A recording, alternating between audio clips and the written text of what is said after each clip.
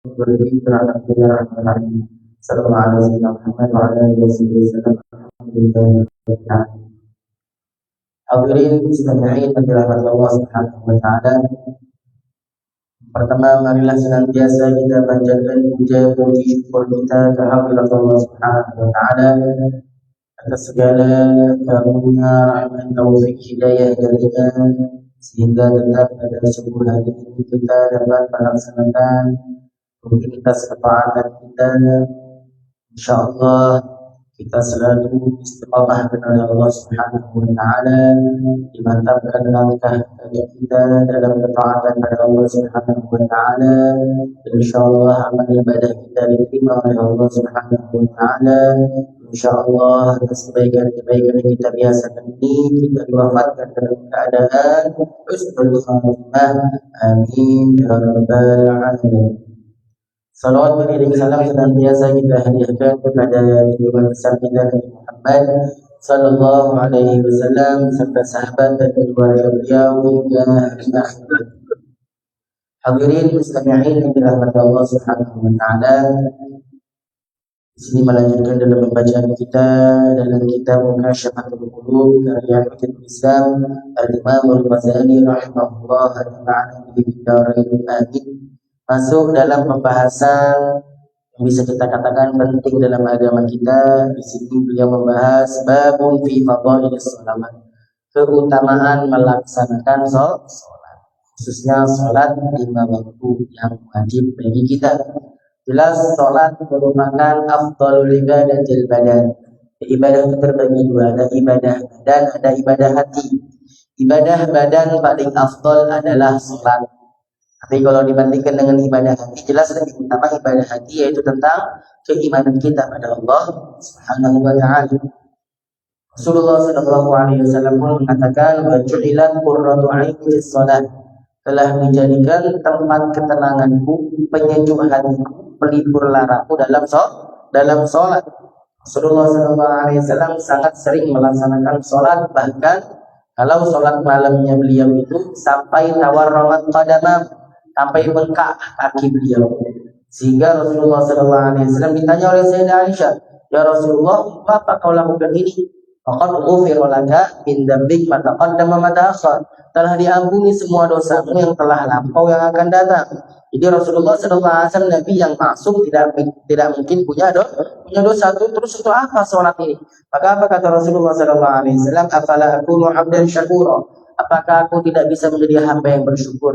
Jadi beliau menunjukkan rasa syukur beliau kepada Allah Subhanahu wa taala dengan salat.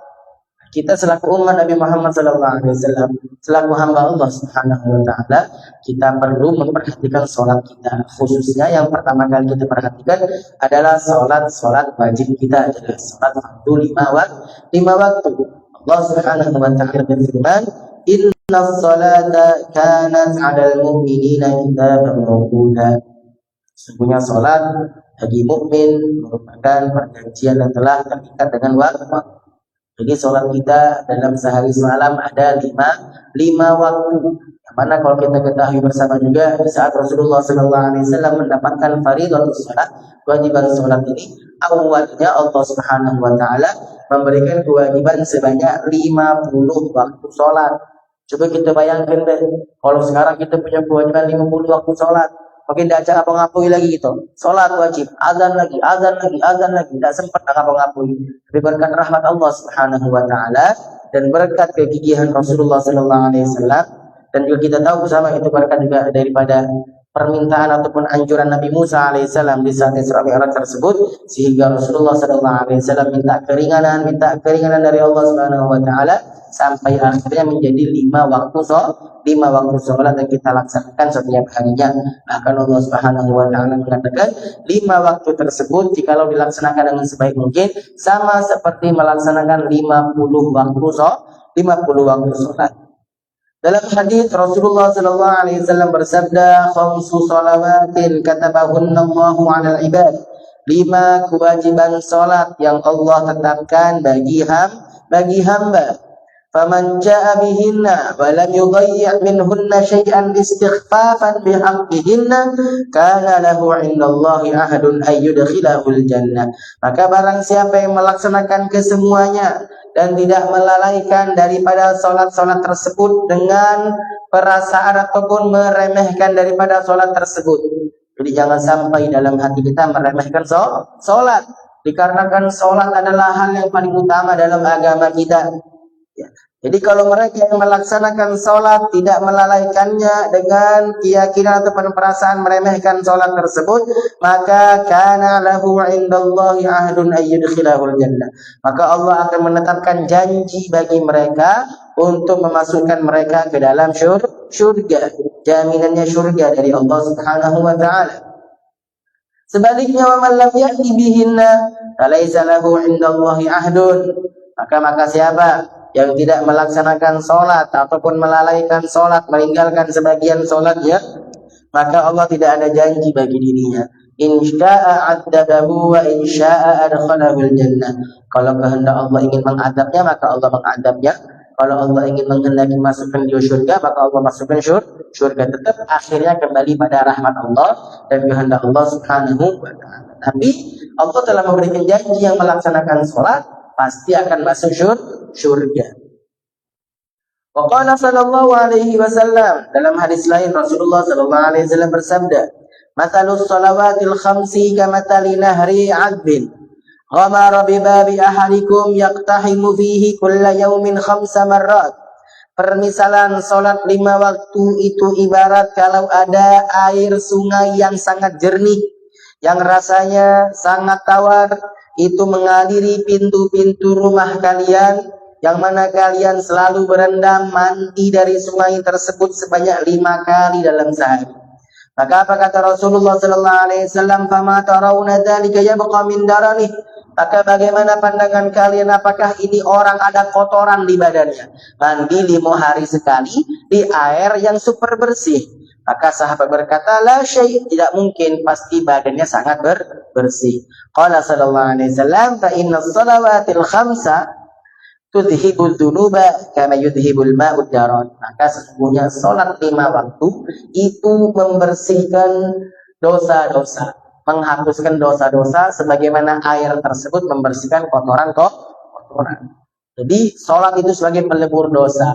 Salat kita yang kita laksanakan sebanyak 5 waktu ini pelebur dosa-dosa yang kita lakukan setiap harinya. Maka di hadis selanjutnya Rasulullah sallallahu alaihi wasallam mengatakan, "Inna sholawati kaffaratun lima bainahunna majtunibatil kabair." Salat 5 waktu merupakan pelebur dosa di antara salat tersebut. Jadi dari zuhur mau salat asar, ada kita melakukan dosa, maka di saat kita melakukan salat asar, dosa yang dari zuhur ke asar dihapuskan Allah.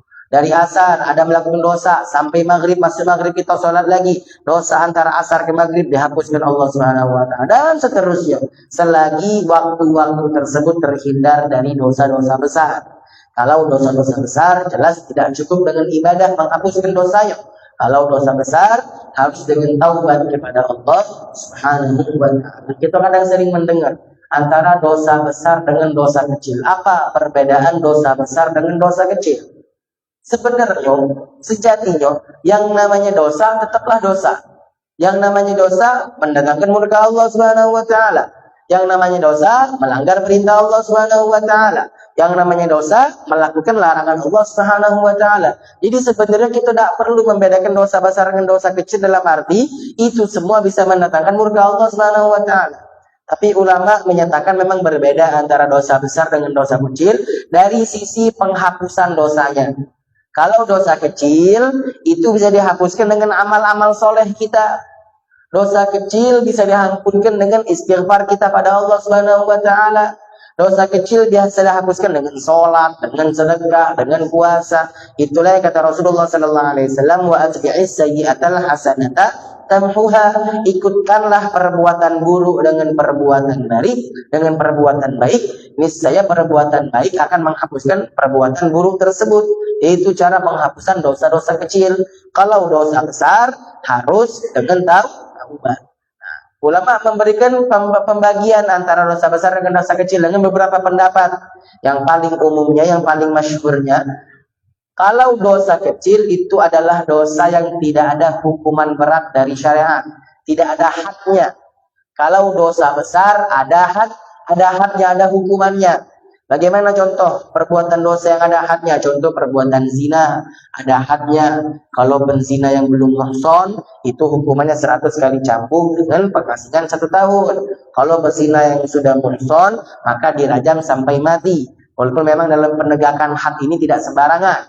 Dalam penegakan had, hukuman syariat itu ada syarat-syaratnya. Orang yang minum khamar dicambuk 40 sampai 80 kali. Orang yang mencuri dipotong tangannya. Orang yang membegal ataupun gutorik para perampok dan sejenisnya, itu dengan hukuman bermacam-macam, bervariasi hukuman dari syariat dan macam-macam. Dalam kitabul hudud, dalam fikih dibahas. Dalam kitabul jinayat, perbuatan kriminalis, itu had. Jadi itu dosa-dosa besar. Nah, dosa yang tidak ada hukuman berat dari syariat, berarti itu dosa-dosa kecil. Tapi ada pendapat lain yang mengatakan, kalau dosa kecil, ancamannya tidak terlalu menyeramkan. Kalau dosa besar, ancamannya menyeramkan. Contoh perbuatan ghibah, menggunjing orang. Di dalam agama tidak ada hadnya, tidak ada hukuman berat di dunia bagi mereka yang melakukan ghibah. Tapi ancaman Allah dalam Quran menyeramkan. Ghibah disamakan seperti memakan daging teman sendiri. Berbuat bohong dan sejenisnya itu dosa-dosa besar. Walaupun tidak ada hukuman dalam syariatnya. Artinya itu perbedaan dosa besar dengan dosa kecil. Nah, kalau perbuatan dosa besar itu perlu dengan taubat pada Allah Subhanahu wa taala. Dan jangan kita sekali-kali meremehkan dosa kecil juga. Dosa kecil yang dilakukan terus-menerus itu menjadi dosa besar. Al-musir 'ala as-saghair. Orang yang terus-menerus berbuat dosa kecil itu dikategorikan orang berbuat dosa besar. Bahkan dalam hukum agama, mereka yang senantiasa terus-menerus melakukan dosa kecil, omongannya tidak bisa dipegang, tidak termasuk kategori adil. Tidak termasuk kategori yang bisa diambil omongannya. Jadi orang yang bisa diambil omongannya, al-adl, orang yang terpercaya, itu orang yang jujur, orang yang amanat, dan dia menjauhi dosa-dosa besar, dan tidak terus-menerus dalam dosa kecil. Berarti kalau orang melakukan dosa kecil itu hal yang pasti. Tidak mungkin ada manusia yang bersih selain Rasulullah, selain para nabi dan rasul. Kita semua pasti melakukan dosa-dosa kecil yang seringnya tidak kita sadari. Makanya untuk menghilangkan dosa-dosa kecil tersebut, kita perlu memperbanyak perbuatan baik. Agar apa? Agar perbuatan baik kita menghapuskan dosa-dosa kecil tersebut. Nah, dengan sholat 5 waktu yang kita lakukan setiap harinya, insya Allah bisa menghapuskan dosa-dosa kecil tersebut. Inna sholawat kafaratun lima bainahunna majtunibatil kabair. Salat itu akan meleburkan dosa-dosa di antaranya selagi itu terhindar dari perbuatan dosa besar. Ini selaras dengan firman Allah Subhanahu wa taala, innal hasanati yudhibnas sayyi'at. Sesungguhnya perbuatan baik menghilangkan perbuatan buruk. Dalam ayat ini secara khususnya membahas tentang sholat. Sholat itu merupakan perbuatan baik yang bisa menghilangkan perbuatan buruk. Wa ma'ana yudhibna yukafirnaha hatta ka'annaha lam takun. Menghilangkan artinya meleburkannya seakan-akan tidak ada dosa tersebut. Jadi ini awal ayatnya, wa aqimis sholata tarafayn nahari wa zulatan minal lail innal hasanat yudhibnas sayyi'at dari dzikra lidzakirin. Ini peringatan bagi mereka-mereka yang mau mengingat. Dalam hadis Imam Bukhari, Muslim dan para imam sunan dan banyak daripada a'immatul hadis meriwayatkan dari Ibnu Mas'ud radhiyallahu anhu, anna rajulan asaba min imra'atin qiblatan fa'atan nabiyya sallallahu alaihi wasallam fadzakara lahu kannahu yas'al an kafaratiha fa unzilat alaihi wa aqimis salata tarafayn nahar ila akhir ayat. Faqala ar-rajul ya Rasulullah ali hadza qala hiya liman amila biha min ummat. Jadi ada seseorang dari sahabat melakukan dosa. Disebut di dosa-dosanya apa? Dia dicium oleh perempuan bukan mahramnya. Wallahu alam bagaimana pelaksanaannya. Intinya dia melakukan dosa ini, dia mendatangi Rasulullah sallallahu alaihi wasallam, bertanya pada Rasulullah sallallahu alaihi wasallam, apa yang bisa aku lakukan untuk menghapuskan dosa tadi, untuk agar diampuni Allah Subhanahu wa taala. Akhirnya turun ayat tadi, laksanakanlah salat tarafayn nahar, di dua ujung siang, wa zulafan minal lail, dan di waktu malam. Ini salat wajib. Maka Di situ disebutkan perbuatan baik menghapuskan perbuatan buruk. Ini orang akhirnya tanya pada Rasulullah sallallahu alaihi wasallam, Rasulullah, apakah ini ayat khusus untuk aku? Maka kata Rasulullah sallallahu alaihi wasallam, ini ayat berlaku untuk semua yang mengamalkannya dari umatmu, kata Rasulullah sallallahu alaihi wasallam. Jadi itu sholat harus kita laksanakan sebaik mungkin. Dalam hadis lain masih banyak hadis-hadis menjelaskan keutamaan sholat. Dalam hadis ini Rasulullah SAW bersabda, "Bainana wa bainal munafiqin syuhudul atamah was subh la yastati'unahuma."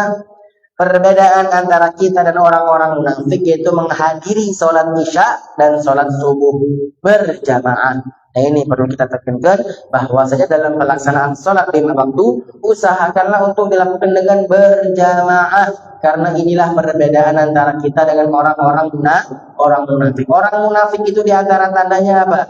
Mereka itu berat melaksanakan sholat. Innal munafiqina yukhadi'una Allah wa huwa khadi'uhum wa idza qamu ila sholati qamu kusala. Mereka itu kalau menegakkan sholat malas-malesan. Makanya saking malasnya mereka tidak mau sholat berjamaah di masjid, khususnya waktu gelap, yaitu waktu isya dan waktu subuh. Jadi kebalikannya, orang yang diakui keimanannya mereka rajin melaksanakan sholat berjamaah isya dan subuh, khususnya ke masjid. Jadi kalau kita memang tidak bisa 5 waktu berjamaah di masjid, usahakan 2 waktu ini jangan kita tinggalkan ke masjid, isya dan subuh. Basyiril masya'ina fi dhulami ilal masajid bin nuri tam yaumal qiyamah. Dapat kabar gembira khusus bagi mereka yang berjamaah isya dan subuh. Apa kata Rasulullah SAW? Mereka mendapatkan an-nurut tam, cahaya yang sempurna di hari kiamat, yang berjalan waktu gelap ke masjid. Waktu gelap itu jelas isya dan subuh. Karena maghrib itu bukan waktu gelap. Maghrib itu masih agak terang, masih ada sisa cahaya matahari di ufuk. Ya, tapi kalau isya dan subuh itu waktu gelap, itulah yang mendapatkan kabar gembira dari Rasulullah SAW dengan cahaya yang sempurna di hari kiamat. Dan ini sebagai pembeda antara orang mukmin dan orang munafik. Mereka tidak mampu melaksanakan 2 sholat ini berjamaah ke masjid. Wa qala sallallahu alaihi wasallam, "Man laqiyallah wa huwa mudhi'un lis-shalah lam ya'ba illa bi syai'in min hasanati." Salat ini patokan atau tolak ukur daripada perbuatan baiknya manusia, daripada amal solehnya seorang muslim. Makanya kata Rasulullah SAW, barang siapa dia nanti menemui Allah Subhanahu wa taala di hari kiamat, sedangkan dia dalam keadaan melalaikan sholatnya, meninggalkan sholatnya, maka Allah tidak menganggap daripada sedikit pun perbuatan baiknya. Na'udzubillah min dzalik. Percuma kita berbuat baik sebanyak apapun kalau sholat kita lalaikan. Makanya di sini Imam Ibn Hajar Al-Asqalani rahimahullah beliau memberikan penjelasan atau memberikan permisalan, jikalau ada seseorang sepanjang hidupnya melaksanakan 1000 kali haji. Ini perbuatan yang sangat tidak mungkin. Karena haji itu setahun sekali. Kalau orang haji 1000 kali, berarti dia umurnya 1000 tahun. Kan mustahil, tidak katik lagi umur 1000 tahun. Ini permisalan sakingnya. Dia melaksanakan haji sebanyak 1000 kali. Tapi di antara haji dia 1000 kali, dia meninggalkan satu sholat dia tinggalkan, maka 1000 haji tidak akan diterima oleh Allah Subhanahu wa taala. Tidak dianggap perbuatan baiknya. Makanya dalam hadis lain Rasulullah sallallahu alaihi wasallam bersabda, "Awwalu ma yuhasabu bihi al-'abdu yaumal qiyamah as-shalah." Hal yang paling pertama akan dihisab oleh Allah Subhanahu wa taala di hari kiamat adalah tentang salat. In saluhat saluha sairu amalihi. Kalau salatnya baik, maka semua amalnya baik.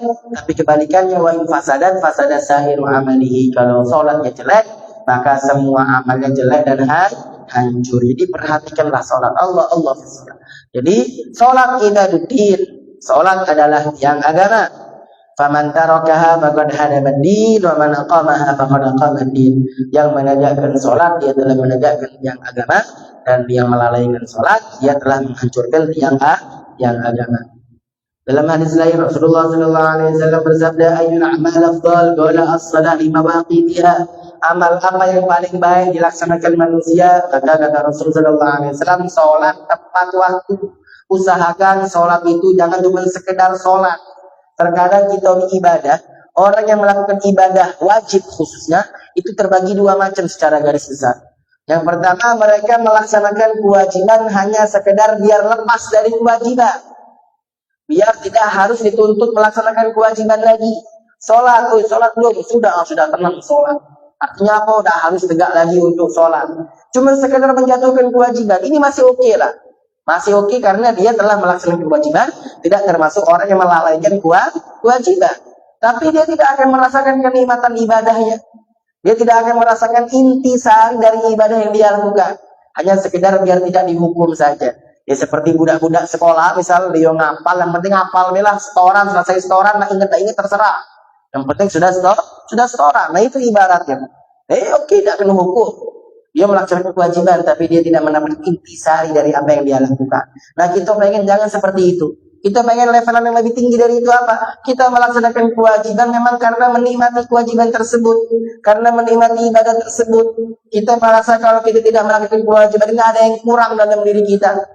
Ada merasakan kehampaan dalam diri. Sholat dilaksanakan memang karena kita rindu dengan sholat. Sholat itu munajatnya seorang mukmin. Sholat itu mi'rajnya orang mukmin. Mungkin Rasulullah SAW yang merasakan mi'raj secara hakiki, benar-benar menemui Allah Subhanahu wa taala di alam dunia. Tapi kita selaku mukmin bisa mi'raj kepada Allah, bisa bertemu Allah dalam sujud kita, dalam sholat kita, dalam ibadah-ibadah lain juga, khususnya sholat ini. Jadi levelan yang lebih tinggi ini kita melakukan kewajiban memang pengen menikmati kewajiban tersebut, pengen menikmati ibadah tersebut, merasakan nikmat dalam ibadah tersebut. Makanya Rasulullah tadi kita sebutkan beliau merasa tenang kalau sholat. Kalau sempat beliau sholat, kalau sempat beliau membaca Al-Quran, nah kita harus demikian, merasakan kenikmatan dalam ibadah, sehingga kita tidak akan merasa berat dalam melakukan ibadah tersebut. Bahkan itu emang kita tunggu-tunggu kewajibannya datang, menunggu-nunggu waktu ibadahnya datang. Jadi sholat juga usahakan di awal waktu. Jadi waktu sholat itu emang mumtad. Sholat itu adalah wujuban muwassa'an. Dalam fikih dibahas, sholat itu adalah kewajiban yang ada waktu lebarnya. Jadi di saat kita masuk waktu sholat, apakah kita dituntut langsung sholat? Tidak. Jadi ada dua pilihan bagi mereka yang pada saat masuk waktu sholat. Antara dia langsung lakukan di awal waktu, dan itulah yang terbaik. Itu yang terbaik kata Rasulullah SAW. As-sholah di mawaqitiha. Sholat di awal waktu afdol. Itu paling afdol. Kecuali kalau memang ada uzur-uzurnya. Jadi ada 27 uzur yang itu dengan uzur tadi dia bisa dikatakan lakukan uzur tadi lebih utama dibanding dia sholat di awal waktu. Bukan berarti keluar waktu. Bukan berarti keluar waktu. Nah, jadi sholat di awal waktu paling afdol. Tapi emang sholat itu kewajiban yang muwassa, yang terlebarkan waktunya sampai akhir waktu. Kalau mereka yang di awal waktu tidak langsung sholat, dia harus melakukan opsi kedua. Apa opsi keduanya? Harus ada azm. Ini perlu kita ketahui. Harus ada tekad. Uji itu niat lah. Aku pengen sholat tetap di waktu ini, tidak bakal keluar waktu. Kurang lebih itulah itu tekadkan. Jadi di saat masuk awal waktu, kita tidak langsung sholat, kita harus ada azm ini. Harus ada tekad ini. Kalau aku bakal sholat dalam waktu ini. Dan jelas kita harus lakukan akhirnya. Sampai kapan? Sampai sebelum waktunya sempit. Sampai sebelum masuk waktu sholat selanjutnya. Kalau ini tekad tidak ada, dia tidak langsung sholat. Dan tidak ada tekad untuk sholat di waktu tersebut. Sampai akhirnya dia meninggal dunia, misal sebelum dia sholat. Apakah ini orang dikategorikan tarikus sholat atau tidak? Tergantung tekad tadi. Kalau dia ada tekadnya tadi, dia tidak dikategorikan orang yang meninggalkan sholat. Tapi kalau tidak ada tekadnya, maka dia dikategorikan sebagai orang yang meninggalkan sholat. Jadi itu perlu dilakukan setiap waktunya. Kalau kita tidak langsung sholat di awal waktu. Azm namanya. Jadi azm ini dalam fikih disebut adalah, kalau kita terjemahkan niat, mungkin tekad. Azm itu adalah tekad yang tidak berbarengan dengan perbuatan. Karena kalau niat dalam fikih itu disebut adalah yang berbarengan dengan perbuatan, muqtarin bil fi'il, berbarengan dengan perbuatan, baru namanya niat. Kalau tidak berbarengan dengan perbuatan namanya azm. Nah, azm ini hukumnya tidak wajib kecuali dua hal. Ada dua azm yang wajib. Ada yang namanya azm am, ada yang namanya azm khas. Ada azm umum, ada azm khusus. Kalau tekad yang umum yang harus dilakukan semua muslim itu di saat seorang anak balik. Di saat seorang anak balik mencapai umur dewasa, kita tahu sebab-sebab anak mencapai umur dewasa. Nah, di saat dia balik tadi dia harus punya azam. Apa azamnya? Aku berazam, aku bertekad sepanjang hidup aku tidak mau melaksanakan kemaksiatan, tidak mau melakukan hal yang dilarang Allah, dan aku akan selalu melakukan apa-apa yang diperintahkan oleh Allah. Ini azam umum, harus ditekadkan bagi semua anak yang baru balik. Kalau kita telah tekadlah dari sekarang. Karena ini tekad yang wajib, azam yang wajib, azam umum namanya. Kemudian kedua, azam khas tadi yang baru kita bahas. Azam khas ini yaitu di saat masuk waktu sholat, kalau kita tidak langsung melaksanakan sholat, kita harus ada azam tadi. Ada tekad kalau aku akan melaksanakan sholat ini di dalam sebelum keluar waktu. Dengan tekad tadi kita dianggap orang yang tidak meninggalkan sholat kalau memang akhirnya meninggal sebelum melaksanakan sholat. Nah, jadi itu sholat di awal waktu paling afdal. Kemudian dalam hadis lainnya keutamaan tentang sholat juga, Rasulullah SAW bersabda, "Man hafadha 'alal khamsi bi ikmali tuhuriha wa mawaqitiha kanat lahu nuran wa burhanan yaumal qiyamah wa man dhayya'aha husyira ma'a fir'aun wa haman." Barang siapa menjaga sholat 5 waktu dengan menyempurnakan kesucian dan waktu-waktunya. Jadi di sini digarisbawahi oleh Rasulullah SAW untuk mendapatkan keutamaan sholat kita harus dengan penyempurnaannya. Penyempurnaan sholat itu dilaksanakan dari sebelum sholat apa itu tentang kesucian. Jadi berwudunya yang benar. Akan disebutkan di antara sebab kita bisa khusyuk dalam sholat kalau kita khusyuk dalam bersucinya, fokus dalam bersucinya, berwudunya dengan benar, dengan sunnah-sunnahnya, dengan khusyuannya. Itu membantu agar sholat kita benar-benar jadi khusyuk. Kalau wudhunya sudah sembarangan, asal sirang baik, asal sah baik, bagaimana mau khusyuk dalam sholatnya? Jadi sempurnakan kesuciannya dan perhatikan waktunya. Itulah tadi, kalau tidak ada kesibukan yang genting, usahakanlah selalu sholat di awal waktu. Yang demikian dia akan mendapatkan cahaya dan petunjuk di hari kiamat. Dan barang siapa yang melalaikan sholat, meninggalkan sholat, alhamdulillah dia dibangkitkan Allah Subhanahu wa taala bersama Fir'aun dan Haman. Mereka raja-rajanya api neraka. Dalam hadis lain Rasulullah SAW bersabda, "Maftaradallah ala khalqihi ba'da tauhid ahabba ilaihi minas salat." Tidaklah Allah memberikan kewajiban kepada makhluknya setelah mentauhidkan Allah, setelah mengimani Allah Subhanahu wa taala, lebih Allah cintai dibanding salat. Jadi makanya kita sebut di awal tadi, afdal ibadah itu iman pada Allah Subhanahu wa taala, berkaitan dengan hati. Kemudian afdal ibadah adalah salat. Jadi itu Allah paling menyukai kewajiban sholat setelah iman pada Allah Subhanahu wa taala. Walau kana syai'un ahabba ilaihi minha la ta'abbada bihi malaikatahu. Kalau Allah ada menyukai ibadah dari makhluknya melebihi sholat, pasti akan Allah jadikan itu ibadah bagi para malaikat. Tapi ternyata malaikat itu mereka kan punya tugas masing-masing, dan semua tugasnya itu tidak akan mereka tinggalkan para malaikat sampai Allah tegakkan hari kiamat. Jadi di antara malaikat ada yang Allah perintahkan rukulah dari awal diciptakan sampai dia diwafatkan Allah. Ada yang diperintahkan sujudlah dia dari awal dia diciptakan sampai nanti akhirnya dia diwafatkan Allah Subhanahu wa taala. Jadi minhum raqi, wa minhum sajid, wa minhum qa'im, wa minhum qa'id. Ada dengan rukuknya saja, ada dengan sujudnya saja, ada dengan berdiri dan seterusnya daripada pergerakan sholat. Nah, jadi itu karena Allah menyukai sholat, Allah jadikan sholat sebagai ibadah yang dilakukan para malaikat. Itu keutamaan sholat. Berarti kebalikannya, ancaman yang meninggalkan sholat sangatlah mengerikan. Beberapa telah kita sampaikan tadi. Orang yang meninggalkan sholat, dia telah menghancurkan agama. Orang yang meninggalkan sholat, semua kebaikannya akan dihapus, tidak dianggap oleh Allah Subhanahu wa taala. Dan disebutkan di sini, kata Rasulullah SAW, "Man taraka shalah muta'ammidan faqad kafar."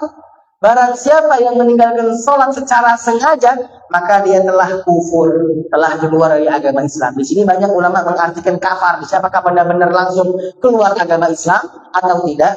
Kalau disebut di sini artinya dia telah benar-benar menghilangkan keimanan dalam hatinya. Mungkin secara hukum dunia kita langsung mengatakan orang meninggalkan sholat itu kafir, tidak. Tapi iman dia telah tercabut dalam hatinya. Makanya ulama fikih membagi kategori orang yang tarikus sholat. Ini orang melakukan dosa besar. taubatkah harus dengan sholat. Tidak cuma sekedar dia minta ampun, sekedar menyesal, tidak, harus sholat. Dan bahkan orang yang taubat dari meninggalkan sholat, begitu juga semua kewajiban syariat, puasa, atau zakat, atau bahkan haji kalau dia memang pernah mampu. Ya, kewajiban-kewajiban yang pernah dia tinggalkan, kalau dia pengen taubatnya harus diqadha, dibayar utangnya. Tidak sholat berapa tahun, 10 tahun, maka sholat 10 tahun harus dibayar utangnya. Tidak puasa Ramadan 10 tahun baru taubat, maka puasa Ramadan 10 tahun harus bayar utangnya. Tidak bisa cuma sekedar aku taubat minta ampun berbuat baik, tidak, harus diqadha, itu hutang.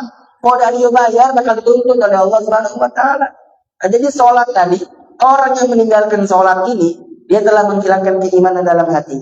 Kalau dia taubat harus diqadha sholatnya. Nah, ulama mengkategorikan orang meninggalkan sholat terbagi dua kategori. Pertama, ada orang meninggalkan sholat, dia ini masih yakin sholat itu wajib. Dia tahu sholat 5 waktu wajib, tapi kenapa tidak melakukan? Malas, di antara sebabnya. Atau mungkin karena sibuk begawi, agaklah dulu kotor badan nggak sholat akhirnya. Agaklah dulu anu meeting dan begawi akhirnya. Agak dulu lagi ngojek, tahanlah menentukan ojek daripada sholat. Lagi narik beca, lagi apalah alasan. Bukan alasan, intinya dia masih menganggap sholat itu wajib. Cuman dia lebih mengutamakan hal-hal lain dibanding sholat. Orang yang demikian perlu dipinta taubat. Dipinta taubat oleh pemimpin daerah setempat. Inilah guna pemimpin sebenarnya. Tidak tahu pemimpin kita merintahkan perintah agama apa tidak. Nah, jadi dia harus dipinta untuk sholat oleh pemimpin. Kalau dia tidak langsung taubat, diinjak tenggat waktu 3 hari. Dipikirkanlah 3 hari tadi. Kalau 3 hari didatangi lagi, dia taubat, suruh qadha sholat. Dia sholat yang sekarang dan diqadha sholat. Bagaimana cara mengqadhanya? Ya, ini pendapat Imam Abdullah Al-Haddad. Kita langsung ambil pendapat beliau. Diqadha sesuai kemampuan, tapi diusahakan semaksimal mungkin. Artinya apa? Kalau dia sholatnya 5 tahun tertinggal, berarti dia selama 5 tahun ke depan harus qadha sehari sekali. Habis zuhur adaan, tegakkan zuhur qadhaan. Asar adaan, asar qadhaan. Sampai 5 tahun, sehingga 5 tahun yang dia tinggalkan terqadha setelah 5 tahun berjalan. Kalau pengen lebih cepat, double ke 2 kali kan qadhanya, sehingga 5 tahun yang dia ketinggalan jadi 2 tahun setengah sudah terqadha, dan seterusnya. Dicicil. Ini apa yang disampaikan oleh Al-Imam Al-Habib Abdullah bin Alawi Al-Haddad. Walaupun sebenarnya dalam hukum agama, dalam hukum fikih, kalau kita buka kitab-kitab yang lebih keras, para ulama menyatakannya, orang yang meninggalkan sholat itu di saat dia taubat, dia harus menghabiskan semua waktunya untuk qadha. Nggak boleh dia melakukan hal-hal lain selain qadha sholat. Yang boleh dia lakukan cuma sekedar untuk nyambung hidup, untuk makan, untuk istirahat dengar, untuk WC dengar, itulah yang boleh dia lakukan. Sisa waktunya harus untuk qadha. Ini berat. Ini hukum berat. Kalau kita sampaikan kepada preman baru taubat, nah jadi dia taubat loh. Ya, jadi lebih baik apa kita sampaikan pendapat Imam Abdullah Al-Haddad untuk dicicil qadhaan sholat. Nah, jadi itu kalau dia taubat, udah diterima taubat insyaallah oleh Allah. Kalau dia meninggal duluan sebelum habis taubatnya, Allah yang lebih tahu dengan keadaan dia. Yang penting dia sudah berusaha untuk taubat. Nah, itu kalau dia taubat. Kalau dia tidak taubat juga setelah 3 hari, masih tidak taubat juga, ini hukum agama, tapi menegakkan tidak ada sembarangan, maka ini orang dipenggal kepala. Kutilah hadian. Tapi sebagai hukuman agama. Artinya apa? Di saat dia telah dilaksanakan hukum agama, dipenggal kepalanya karena dia sudah mau taubat untuk melaksanakan sholat, dia masih dihukumi muslim. Masih dihukumi muslim. Jadi tidak langsung serta-merta kita katakan orang meninggalkan sholat langsung kafir. Tidak. Selagi dia masih menganggap kalau sholat itu wajib. Dan dia dikuburkan di pemakaman muslimin. Kemudian keadaan kedua yang lebih parah lagi ini, yaitu orang tidak mau sholat. Kenapa? Karena dia menganggap sholat 5 waktu tidak wajib. Menolak kewajiban sholat. Nah, ini dalam hukum fikih dibahas. Kalau ada orang yang menganggap kewajiban syariat yang sudah diketahui oleh semua orang itu tidak wajib, al-jahid liwujubi syariah bid-darurah, dalam hukum fikih disebut. Mereka yang menolak kewajiban syariat, yang mana kewajiban tadi itu semua orang tahu itu wajib. Seperti sholat 5 waktu. Siapa yang tidak tahu 5 waktu tidak wajib? 5 waktu pasti wajib, semua orang tahu. Puasa Ramadan, semua orang tahu puasa Ramadan wajib. Haji bagi yang mampu, semua orang tahu haji yang bagi mampu itu wajib. Dan sejenisnya daripada ibadah-ibadah, kewajiban-kewajiban syariat yang semua orang tahu kalau itu wajib. Misal ada orang yang menolak kewajiban tersebut, ini termasuk sebab itu orang murtad. Jadi kalau ada orang tidak sholat karena punya keyakinan ini sholat 5 waktu tidak wajib, atau seperti mungkin ada yang menganggap sholat itu cukup sekedar yakin, dengan salah mentafsirkan ayat, wa'bud rabbaka hatta ya'tiyakal yakin, ada salah tafsir, kacau tafsiran, sembahlah Tuhan sampai datang keyakinan. Artinya untuk aku sholat, yang penting aku aku yakin Allah itu ada, selesai sholat. Ini tafsir yang kacau, ini tafsir yang sangat sesat, karena keyakinan yang dalam ayat tadi disebut al-yakin adalah al-maut, sembahlah Tuhanmu sampai kau mati, itu maksudnya, bukan cuma sekedar yakin deh. Nah artinya kalau mereka yang menganggap sholat tidak wajib, meninggalkan sholat karena dia menolak kewajiban sholat, ini orang dihukumi murtad. Pas kita tahu dia itu dihukumi murtad, minta taubat langsung, dan ditunggu 3 hari lagi. Minta taubat langsung. Kalau dia masih dengan keyakinan dia, langsung kita hukumi murtad. Dan apa hukum murtad? Orang murtad itu adalah orang yang keluar dari agama Islam. Ya. Orang murtad itu hukumnya apa? Kalau emang negara Islam yang memperlakukan hukum Islam itu secara hukum dilakukan, orang murtad itu ditangkap dan dipenggal kepalanya. Kalau dia tidak tahu taubat, semua hartanya disita oleh muslimin. Ini kalau kita katakan hukum agama yang berlaku. Ya. Dan yang menegakkan adalah para pemimpin. Nah, jadi itu orang tadi dipenggal kepala karena dia murtad dan dihukumi sebagai orang kafir. Nah, baru yang demikian orang tidak sholat dikatakan kafir kalau dia menganggap sholat tidak wajib, dan semuanya mendapatkan adab yang pedih dia. Tapi bedanya sih kok bedanya. Yang pertama tadi dia mati masih muslim. Kalau orang mati masih membawa keimanan, dia tidak masuk neraka kekal. Ya masih akan masuk surga insya Allah, walaupun dia dicuci dulu dalam neraka. Tapi kalau orang kafir meninggal kufur, na'udzubillah min dzalik, ya jelas dia khalidan finnar, dia akan kekal dalam neraka. Jadi itu dalam keimanan kita yakini kalau ada orang meninggal masih membawa keimanan, dia masuk surga.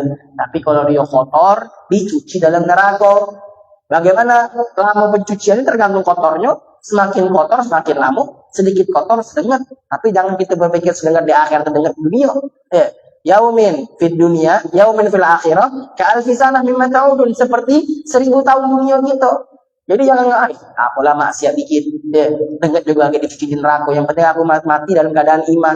Sehari di akhirat seperti 1000 tahun dunia. Umur 60 tahun lagi cak lamunian, nak mikirkan 1000 tahun. Itu bila dia jangan pernah meremehkan maksiat. Nah, jadi itu orang yang meninggalkan sholat faqad kafar, yakni daraba ayan khalid minal iman bil hilal urwatihi wa suquti imani. Ya, karena dia telah menghilangkan daripada tiang agama. Dalam hadis lain Rasulullah SAW menyatakan man taraka sholata ta'midan faqad bari'a min dhimmati Muhammad. Orang yang meninggalkan salat secara sengaja maka dia telah terlepas daripada ikatannya Muhammad sallallahu alaihi wasallam. Wallahu a'lam bishawab. Masih banyak lagi kalau kita pengen telaah daripada keutamaan salat dan juga ancaman bagi orang yang meninggalkan salat, itu sangat mengerikan. Ancaman-ancamannya insyaallah akan kita lanjutkan dalam pertemuan akan datang. Wallahu a'lam bishawab. Semoga kita dicatatkan Allah, dikuatkan Allah, diberikan taufik hidayah agar selalu menjadi muqimis shalah. Rabbi ja'alna muqimis shalah wa min dzurriyyati. Allah jadikan kami orang yang senantiasa menegakkan sholat, termasuk anak keturunan kita juga. Jadi kita punya anak, didik mereka untuk selalu melaksanakan kewajiban agama, khususnya tentang sholat. Assalamualaikum warahmatullahi wabarakatuh.